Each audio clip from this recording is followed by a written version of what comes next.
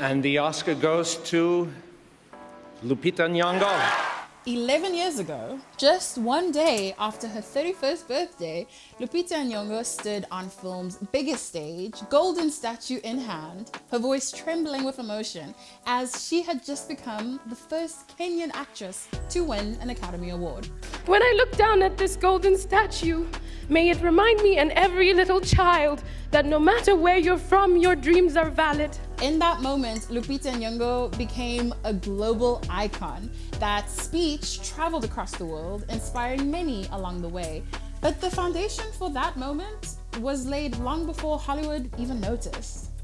She spent the early 2000s studying film and theater at Hampshire College and the early 2010s studying acting at Yale School of Drama.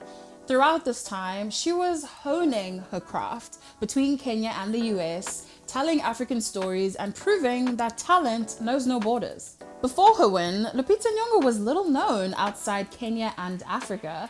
That all changed on the 2nd of March 2014 when she won Best Supporting Actress at the 86th Academy Awards for her role as Patsy in 12 Years a Slave.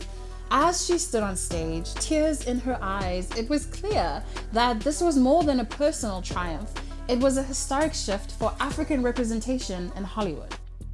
Although she wasn't the first African to win an acting Oscar, shout out to South Africa's Charlize Theron for her Best Actress win, her victory powerfully challenged Hollywood's stereotypes of African actors. It kicked open doors that remain ajar for actors like her today. For decades, African-born actors were often pushed to the background, and while we can say that is still the case today, we're now seeing more African stars like John Boyega, Ruth Negga, and Thuso Mbedu take center stage in Hollywood. Lupita's meteoric rise extended beyond film into fashion and beauty, making her a style icon at a time when dark-skinned women were rarely celebrated. Speaking at the Essence Black Women in Hollywood event in 2014, she reflected on the impact of that lack of representation.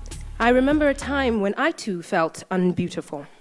I put on the TV and only saw pale skin. I got teased and taunted about my night-shaded skin.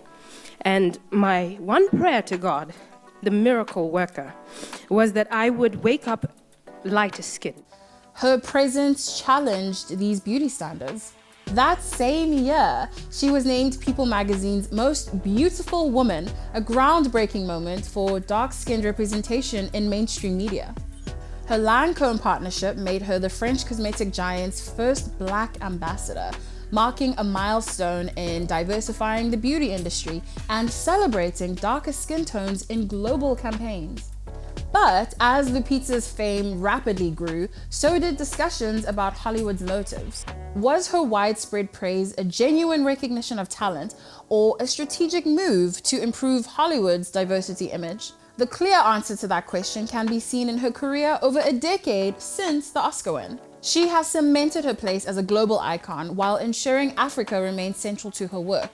From Queen of Katwe to the Black Panther franchise, her award-winning books on colorism and self-love, and her podcast, Mind Your Own, which amplifies African diaspora stories. Though no other African has won an acting Oscar since then, African actors are now more prominent in Hollywood. African films receive greater recognition, and the conversation on diversity continues. In 2025, Lupita Nyong'o returned to the Oscars red carpet for her animated film, The Wild Robot, nominated for Best Animated Feature. A decade after her historic win, she still reminds us, our dreams are valid.